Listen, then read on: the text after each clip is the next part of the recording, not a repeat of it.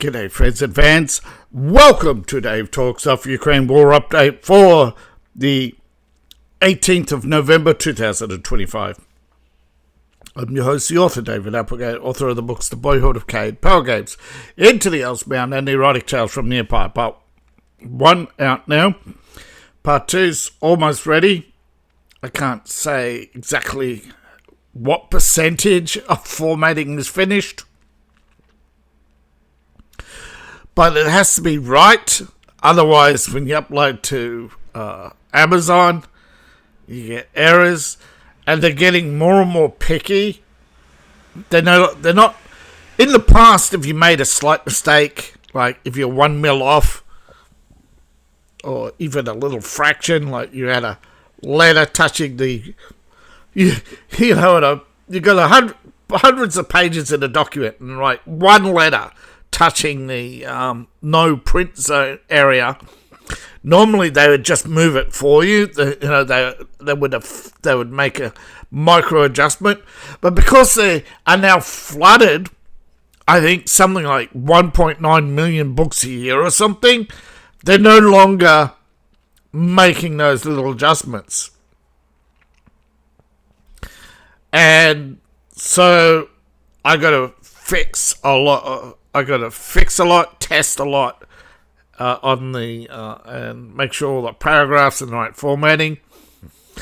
It's really hard work, and I suppose this is why I don't have hours every day to sit down and edit these videos or go live, because I've had equipment failures and being cut off and having my audio cut while I'm live and not know that my audio is being cut. I have been sabotaged so many times in the past. Long-time viewers know this. I've had my YouTube channel hacked with all my... it took me... And when I got my account reset, they deleted all the videos. Now, this was a Finnish group, apparently, and I'm not going to point any fingers, but you know the Finnish and World War II and their relationship with Ukraine. They can't debate you, okay? This is a fact. The pro-Ukrainians cannot debate me. They cannot justify the war. They will always pivot to Russian collusion or Putin bots. They will tell you any lie or any smear to avoid debating me. They will always smear me. They cannot justify their war. They always claim to be on the defense. They always claim to be victims of the aggressor. Yet they on a daily basis fire missiles into Russia, and to say, we want to bankrupt Russia. We want to destroy... You have Finland, now Sweden, France, and England, multiple times putting out articles saying how they want to destroy Russia as a great power, and then they delete those articles later. You have Kiev Independent calling for a holy war against Russia and China, deleting it. Now, I caught that one a few days ago, fortunately, but there's so many people out there tune out within the first few minutes. As soon as I get a few minutes in, they are tuned out. Why? Well, it comes to Machiavelli and lying. See, there are many different liars in this world. There's the Sun Tzu type, who use lying strategically to lure you into a false sense of security. There is the Machiavellians, the subtle art of lying, who believe that lying under certain circumstances is to get your way, particularly politicians, is justified. And how does he justify it? By saying, one who deceives will always find those who want to be deceived. Then we go to, say, Cicero, who believed lying was merely an act to conceal the truth from your enemies. You go to the Athenian liberals, the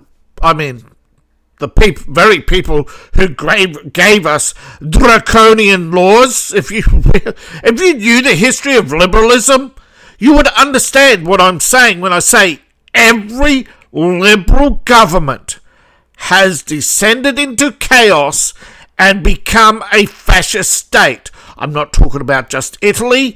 I'm talking about the fall of not Russia in 1917. No, the Tsar wasn't in charge. He was already ousted months earlier. He already had surrendered power. The Bolshevik Revolution was a great lie. Same in China. The Chinese emperor had no power. That was a great lie. Even Chiang Kai-shek didn't have... Chiang Kai-shek, he was told by the Americans to let them win.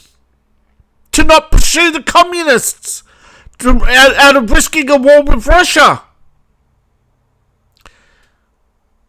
And that turned out to be a lie. Russia was begging the Americans to withdraw troops from Germany because they felt that they were preparing for a build-up to war. So when the Americans wouldn't withdraw from Berlin, the Russians moved into Berlin and put up a wall. But then that was also a lie by the Stasi, who were playing both sides, so they could cement their power in East Germany. The Stasi, the German secret police, were the SS defectors. They played both the Russians and Americans against each other for years in East Germany. And a lot of them were Croatians and Ukrainians. See, as soon as I start pointing out the truths, pro-Ukrainians tune out. Because they don't want to know what's going on in Ukraine. They want to be deceived. They want to be comforted. It's like a lie will go around the world while the truth is putting its boots on. And this was 1710. And this is a similar topic, was written by others, including Jonathan Swift. But Mark Twain and others at the time, they were asked about lying. Now, I don't know the quotations where the questions came from, but in early America, whether that was pro-British or just people who didn't support the revolution, were really caught off guard. You may not want to believe this, but the majority of Americans didn't support the revolution, and more than half left the country after the revolution for Canada. Now, over the following century, Canada's population didn't grow as fast as the Americans because Canada didn't have as high immigration. But America, as their economy started to destabilize and they were heading to civil war, they cut migration. And in fact, this happened again. And when they opened up in the 1910s, their economy collapsed. They couldn't handle the influx of people. It drained the economy. It crashed jobs. Because suddenly every man and his dog could hire a servant for $10 a day while working in an office for... Now, you may not believe this, but there are people earning $10 a week, hiring a maid for $10 a week while they were earning $10 a day as a stock boy. Now, believe it or not, right, most people are living below $2 in the poverty line. And then, of course, this was all by design, but then the banks ran out of money before they could buy up all the industry. And this is a common occurrence. they lie, they crash the economy, they bring in an authoritarian government, whether it's the Weimar Republic's collapse, replaced by the authoritarian fascists, whether it's the Italy's liberal government collapsing to be replaced by a Machiavellian style, which is Mussolini was a Machiavellian style politician. Okay, he was a former Marxist. Hitler was another former Marxist. Every liberal government is replaced one by one. Right? You had Roosevelt, you had Stalin, you had the Japanese Toto. Was it Toji? Sorry, not Toto. That's a band.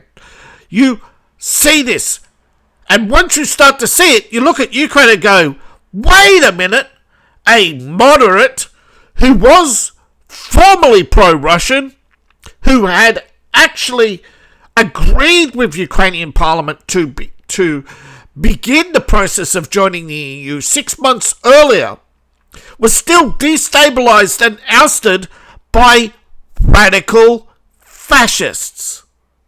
A liberal government, pro-EU, but not anti-Russian enough for them, was replaced, and not authoritarian enough for them, was replaced by a Machiavellian fascist who was replaced by 3 to 5. Now, Zelensky's like the 5th replacement. Ukraine's only had 7 presidents and 5. This coup has totally destabilized Ukraine. 10 years of infighting and purges. Europe still. You talk about the... This is why my channel isn't getting anywhere. Nobody wants the truth. And nobody wants to spread the truth. The lie is spreading around the world like wildfire while the truth is putting its boots on. Even now, the BBC is lying to you about the Ukraine war.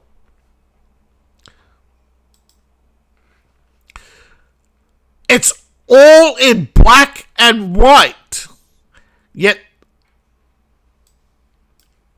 here we have fighting on the northern front again. The fighting has ceased in Kupiansk for now.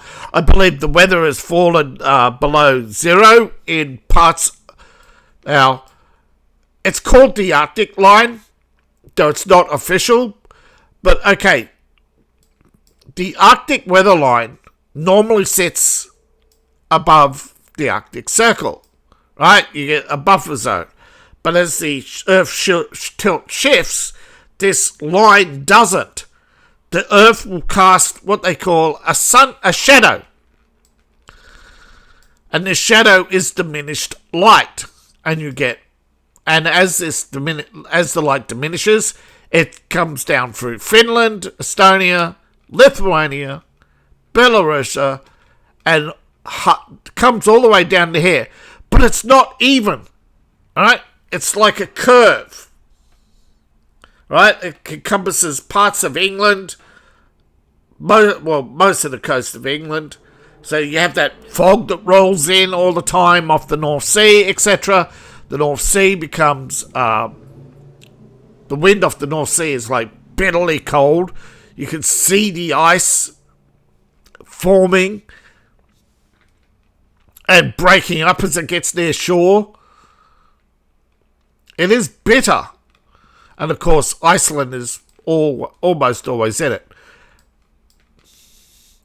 So Ukraine descends into basically a Canadian-style winter, despite it being further south.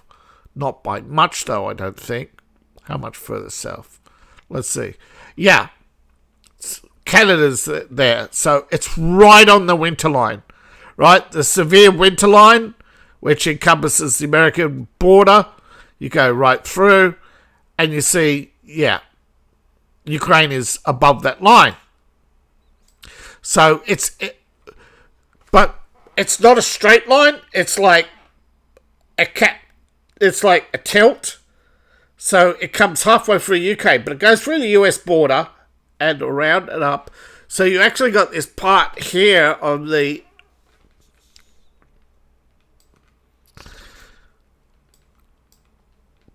but it's pretty much near empty, where the bottom part of Greenland. And that's why you actually have the green land, because it's during parts of winter, it's still somewhat livable. Not without heating, but still somewhat livable. And parts of Ukraine during the day will be above freezing.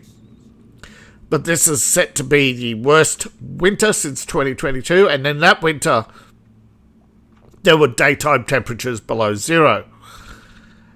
Now, if it increases, you'll see a decrease. As the winter progresses, you will see a decrease in fighting. Now, during this period, Russia will rely on drones, but drones can't operate during the fog. If you did not know, radio signals are absorbed by fog. This is why ships hide in fog or under clouds to hide from satellites. It's not just visual. Satellites do not use visuals. They use electromagnetic wave spectrums that are turned back into light by the receivers. I forget the name of the equipment, but it's really sophisticated, and there's some of them do use lasers, and again, lasers do not penetrate smoke and fog very well either. But the cable drones will still operate. Now, there's been fighting in and around Chavez Yar for no gains on either side. Fighting has died down in Konsk. Fighting has shifted further west. Again, this is a lot to do with the fact that the cold doesn't come down evenly. So, a pro-Ukrainian channel today said that Russia fell for a trap and was defeated at Rosk. No, Russia broke through the Ukrainian lines at Rosk and has taken more territory. But they're a pro-Ukrainian channel from Finland, and they got 1.6 million views claiming the Russians were defeated at Rosk today.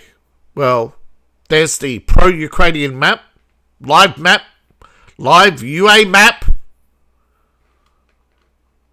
This is not a Russian site.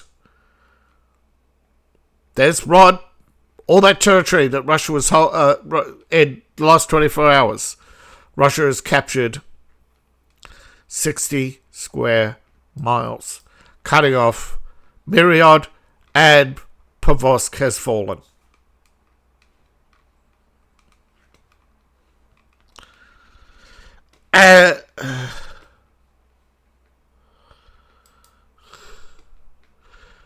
Time and time again,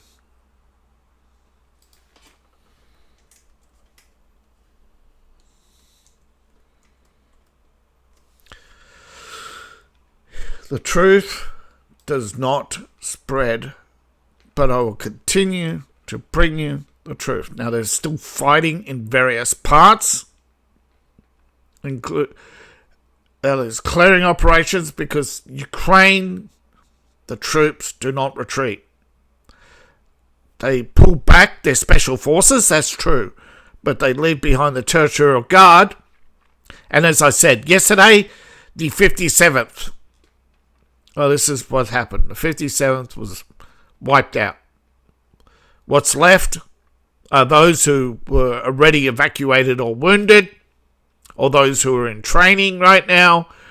But those who were in combat, over 1,000 men, did not make it out of Pokrovsk, despite Russia's offer and part of a prisoner exchange to let them go. Yet Ukraine was claiming, we're negotiating. No, they were just stalling for time to break. So Russia pulled the pin and And again, Russia's gained significant ground in the West. Now again, this is a lot to take in, but while talking about increased in air defenses and for Kiev, Russia took advantage of that and hit Dnipro, because increasing the air defenses in Kiev does not cover that far, right? Most air defenses, believe it or not, don't even have a 12-mile range. Most air defenses can't even cover a city, let alone a town. Russia has big air defenses, but those are large missiles, and they are 8 to 10 vehicles spread out over a 100-kilometer area. These are massive missiles, right? True, an AIM 119, an AIM 120M has a range of 119 miles effective. Around half that is almost 90-something% kill. So, and these are the most common used air defense missiles in like the IRIS-T, etc. But what's happened to them? Well, they're running out of missiles, because that's why Russia sends so many drones, to drain them of their missiles. What's happened to the IRIS-T is they can't keep up with the missile load, so they've got to switch to drones and anti-air artillery. Now, they are starting to deploy drones as interceptors, but why aren't they flying the Yak-30s? Ukraine's still got some Yaks, by the way. These are I'm not sure which American aircraft, but during World War II, America and through Scotland sent a whole bunch of aircraft to Russia, and eventually Russia started making them. And then they eventually, by the 1950s, they were making a newer variant with a slightly bigger wing and a Russian engine. And this is the Yak 38, I think, was the last piston. But these are used as pre-jet training. But they are armed. They are actually armed. They carry 4 12.7 millimeters. They would be perfect for anti-drone operations.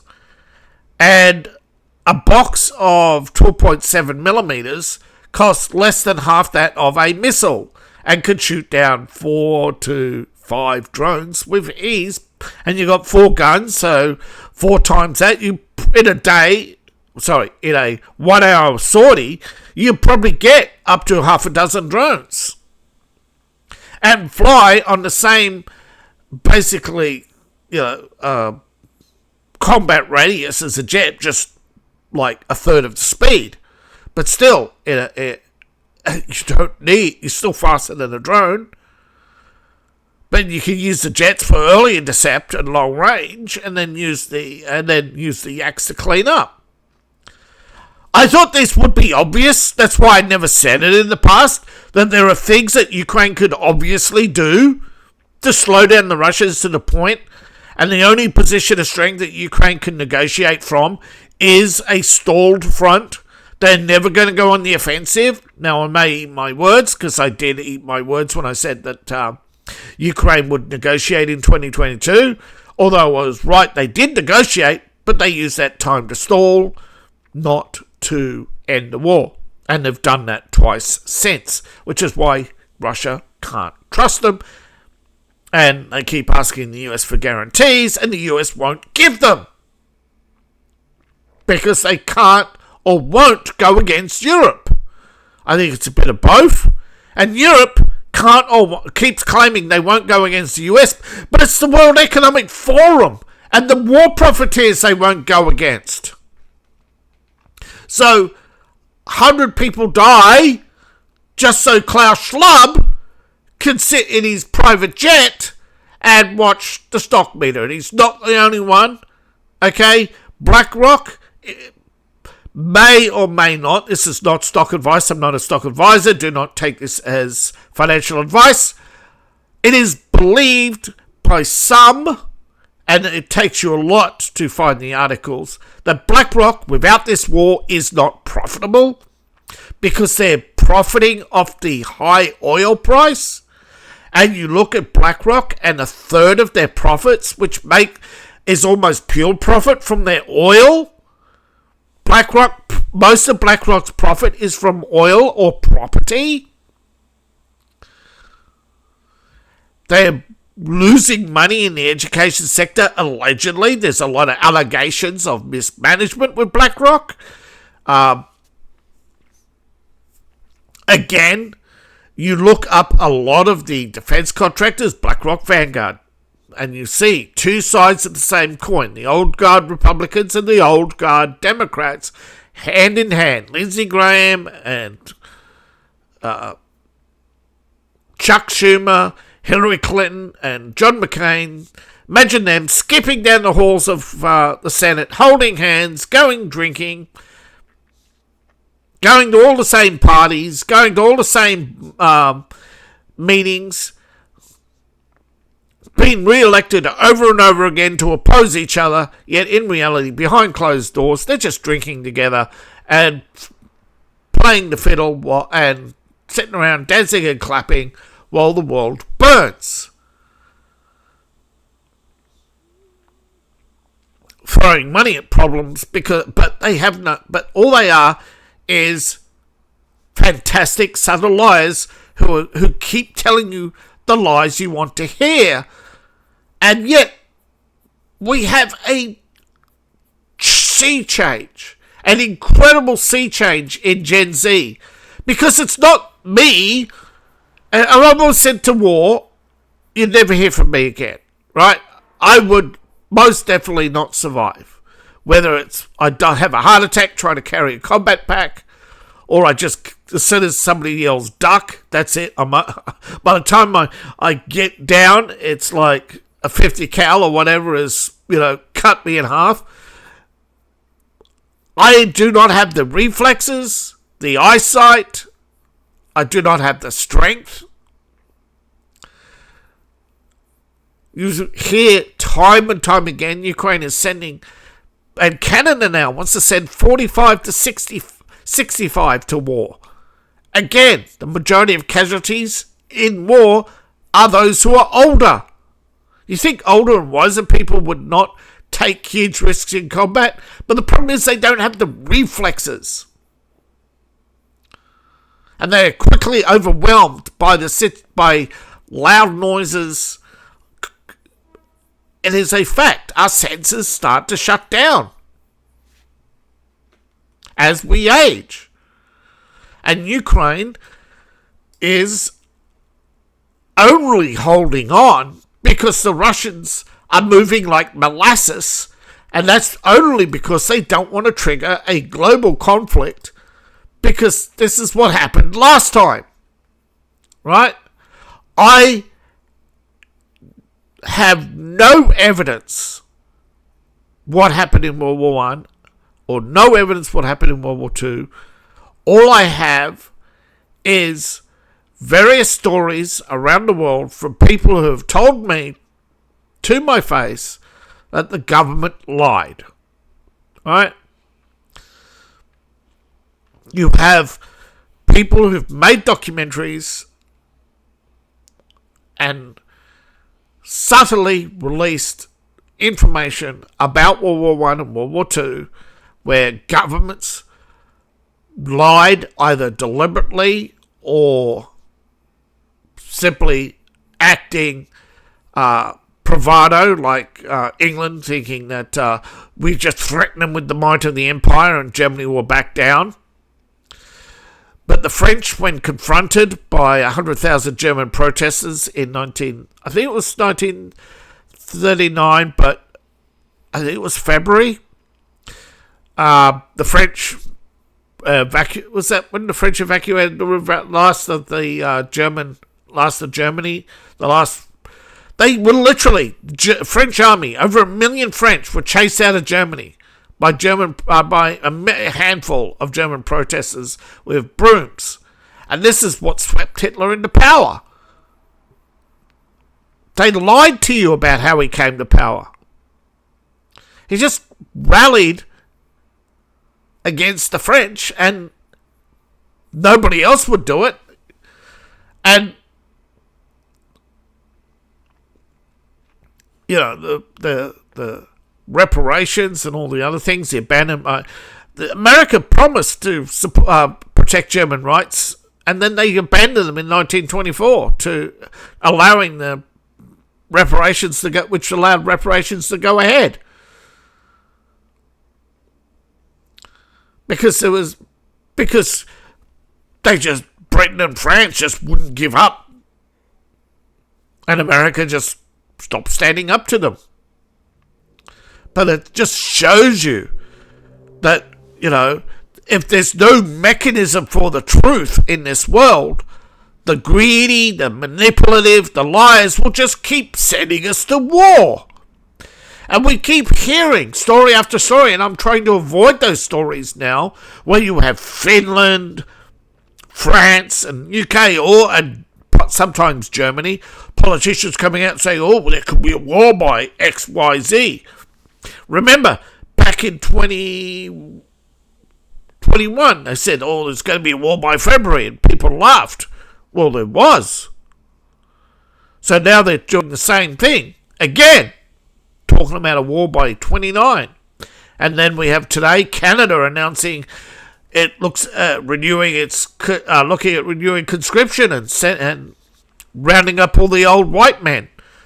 You know, this is what they did in World War One: round up all the white men and send them to their deaths. The reason why Europe's population is in a crisis because they killed off the productive. Our economies are in a crisis because they've killed off the productive. They keep putting the non-productive. They keep educating those who don't produce. I'm sorry, you don't like the truth, but many don't speak it. They keep, more people are worried about historic agreements. Oh, Ukraine to receive a fleet of French fighters at the cost of the Rafale fighter jet. And they cost, what's their cost? Forget the new the air defense systems, like $500 billion, 500 billion or something. This whole deal.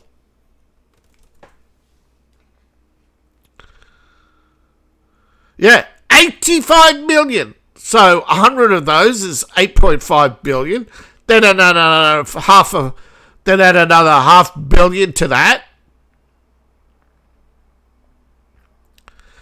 100.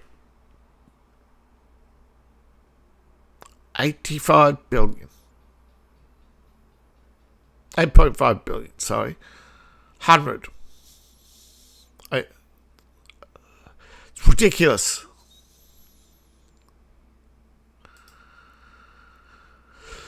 It is absolutely ridiculous.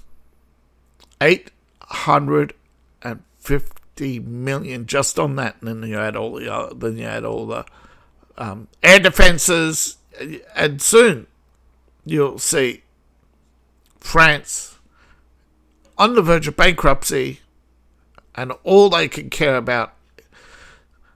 See, France is bankrupt because the pensions. They have people as young as 45 retiring from 20 years in public service and claiming the pension for 40 years. They worked 18 years, take early retirement, and then collect a pension indexed at 8.5% for up to 40 years. And they have the most holidays. They have the lowest productivity in Europe. Now, France for years has relied on cheap labour in North Africa, and that cheap labour is now flooding into France, and France is crushed under the weight of its own stupidity. But the French air defence system, which is French-Italian, is alleged to be a knockoff of the Russian 450. Alleged. Now, it's alleged that this will be a 10-year security pact. Remember, it says could be Ukraine's air defense. It could change it. Why? Because it does have a longer range than other systems, except for the RST. But the RST fires a missile that spends most of its fuel on range and carries a small impact warhead, but its high precision and close proximity of detonation is perfect for drones. So why does it need a massive long-range missile when you could go with a cheaper air-launched system? But they're talking about Russian ballistic missiles. Again, this is about replacing the American Patriots. Why? Because allegedly the Sol Marion Poitiers basically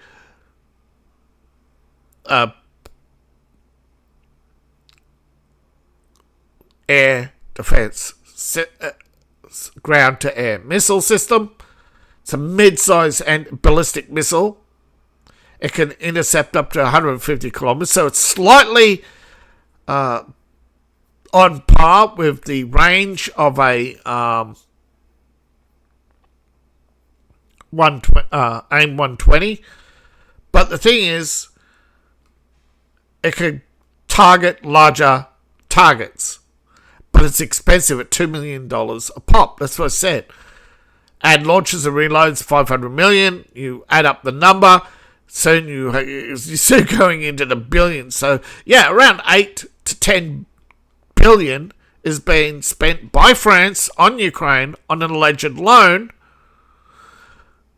But nobody can produce the accounting where the money's coming from. Now, the French-made Dassault F4 is allegedly superior to most aircraft in Europe, allegedly, but it's way cheaper than the F-35. Now, again, this is depleting France and Italy's stock of missiles. This isn't new systems. These are current systems and may impact their deliveries to Denmark and Singapore. The only customers they've got, by the way. Now, the Patriot is an older system, first fielded in the 90s, but it has undergone multiple. The current iteration, the PAC-3, is 5 times the cost, which is one of the reasons why they've been looking for a replacement. Now, one of the biggest costs of US weapons apparently is delivery. Delivery has been a big problem in Europe for a long time because they don't go through regular systems. They go through expensive, secured air transport. And then there's housing and other costs, and American equipment is under American control, allegedly even in Ukraine, by contractors.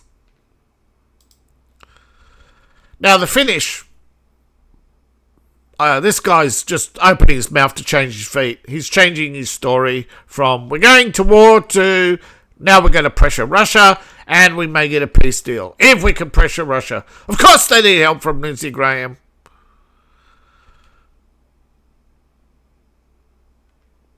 And of course they want more tariffs, 500% on Russia's trading partners. most of whom, it's affecting China right now. China's suffered a 5.9% fall in exports, I believe. 3 of their 6 private refineries still buy Russian crude oil through Vladivostok. North Korea's get Russian gas and oil through a train line direct from Vladivostok. I thought there was a pipeline, but no, that's alleged. They've never built it, but there is a pipeline of Russian gas and oil to China. But again, that actually is a rail line. China never finished the gas and oil pipeline. The world is full of promises that aren't kept, basically. And this is the thing. Viktor Orban is hated, probably way more than me. He's a much higher public figure, so it would stand to reason that he gets more hate mail than me. But he's calling out the war mafia and saying, giving Ukraine, he says funding, but it really means weapons, right? They don't fund Ukraine. They buy weapons from themselves and give them to Ukraine and then call it a loan.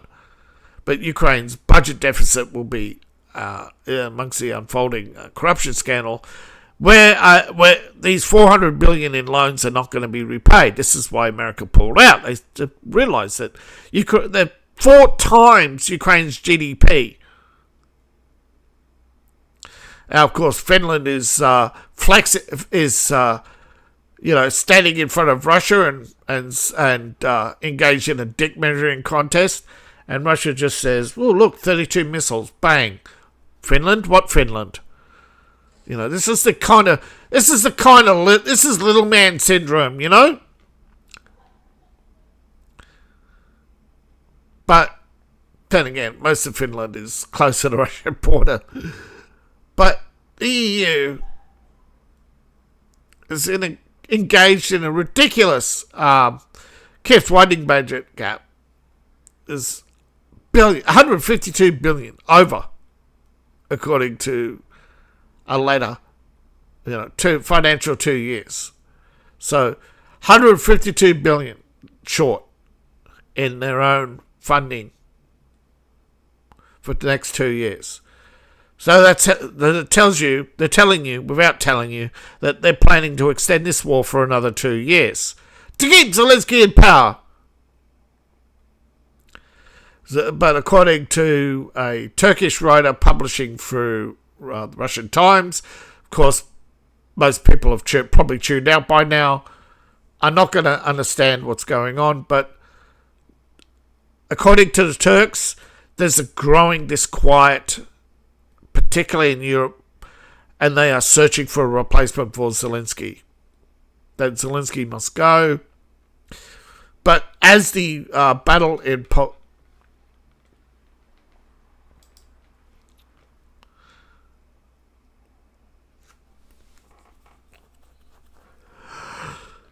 As the Battle of POC continues, I try hard to say it, but alright, as the Battle of POC comes to a conclusion, Ukraine has admitted that they may resume talks with Russia. Not directly, they won't directly negotiate with Russia, but they may resume talks. Now, what does it mean? Is they're going to sit down with the Americans and possibly last-ditch effort. Meanwhile, Zelensky and his cronies, again for a pro-Ukrainian channel from Finland, are talking about bankrupting Russia and then beginning the end for China. All because they betrayed Ukraine. This is the problem with revenge fantasy cults. Okay, and unfortunately, half the world is in a revenge fantasy cult. Okay, it's why we have seesawing politics right now, because half the world won't get out of the shadow of their own ego. I believe this is the turning point of the POC battle, right? A 122mm Ukraine was defending their territory in POC very successfully, and had they done so, may have, with the look at the sky, it's grey, the visibility is getting low, right? And Ukrainians were successfully holding the Russians with, now this is a 122 millimeter rocket artillery piece. It is well concealed, way back in the back line of POC. But the lack of Ukrainian air defences, remember, they're protecting Kiev, but not the actual battle sites. So Ukrainian drones and Russian drones are just exchanged every day, with the Russians having lines of volunteers with anti-drone jammers, while Ukraine relies on sophisticated anti-drone networks. But the problem is, the Russians target them with electronic warfare and then send in these little cheap drones that come up and do this. Little quadcopter comes up and just drops on the stockpile of ammunition near the 120. You can see it's a self-propelled gun. It has beside it is probably an ammunition crate, and that's what it dropped onto. And you can see what happened. All the ammunition detonated.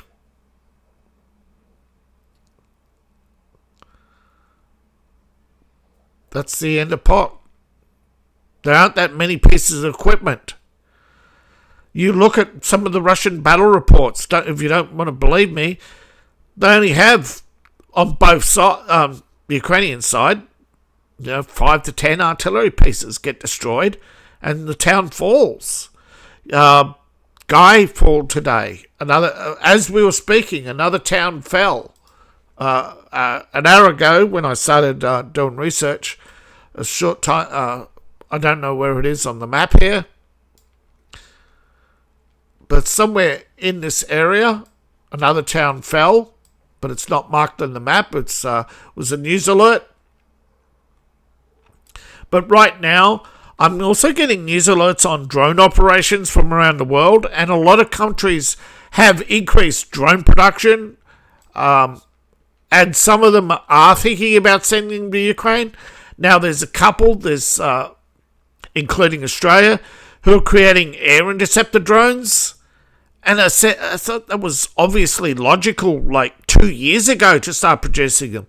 Or even just flying the Yaks. I mean, eventually, electronic warfare, you're going to have to fly again.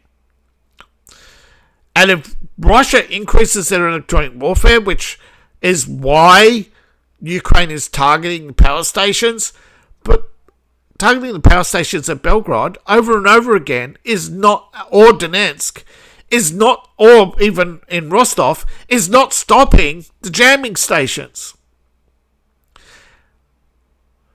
I think Russia's got I actually suspect they've got 3 rather large nuclear power stations somewhere in central Russia, and they've long buried long power lines all the way up. And what they've done is, during the early days of the war, they've laid out these power lines through Donetsk here, and have been wiring up their jamming. And they've got these big, power converters, and they just plug it into their reactors on their big power lines, and boom, they've got now. Obviously, right? These powerful jammers, they are targeted. They are for counter-electronic warfare, and they still have terrestrial limitations as well, and they're only localized. The signal not that long range. The bigger the tower, the longer the range, but the easier it is to target. So a lot of them, they set up the tower, 36-meter tower. They jam, they get hit, but it doesn't matter. It's too late. By the time it's hit, the operation that it was supporting has either been successful or the missile is now on terminal tracking and no longer needs guidance or electronic warfare to hide it. And that's how I think most of the Russian drones and missiles are successful, is that Russia is successful at jamming the tracking and radar systems of eastern and central Ukraine. Now, I think as they get closer to western Ukraine, they start getting help from Poland and Romania, and that's why there's less attacks in western Ukraine. So there's still some limitations, particularly, the curvature of the Earth, terrestrial limitations.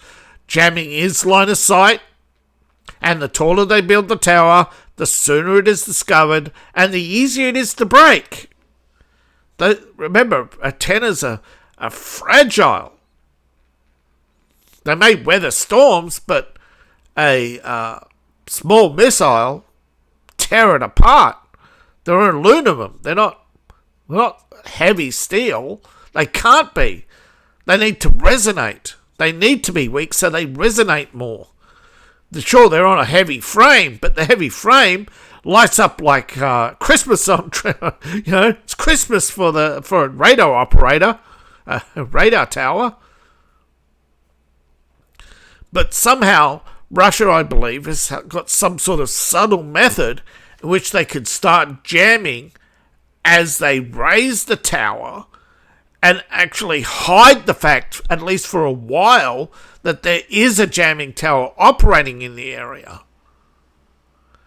And I think they have enough reserves and able to keep up these operations that Ukraine isn't able to destroy Russian equipment fast enough, and Russia's able to stage its replacements so that they can basically, instead of taking a lot of territory and then replacing troops, retraining troops, and replacing losses, they're working on a constant rotation of growing their positions slowly at a time.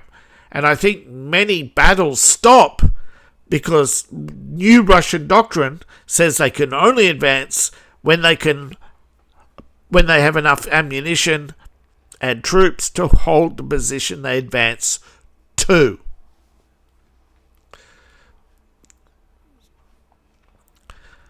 Probably tomorrow somebody will come out with an article and not credit me. I don't know if that's true or not, but I've noticed a lot of articles when I have a good theory on Russia, somebody pumps out an article the next day, either on Al Jazeera or New York Times. I know I've been monitored, folks. Come on, don't be naive. And they're taking advantage of this. They're suppressing. The YouTube suppression is real. And if people are not subscribing and watching longer, you've got to watch longer. You've got to increase your viewing time. Try and watch the whole videos. Share the videos. Discuss topics. Have you got what's there, what isn't? But this, I know there's more videos, but this, I think, is the turning point when one of the key artillery, self-propelled gun, key rocket artillery is hit, blown up, that Pokrovsk has fallen. But it all comes back to politicians and their acceptance of lying and the people accepting politicians lying.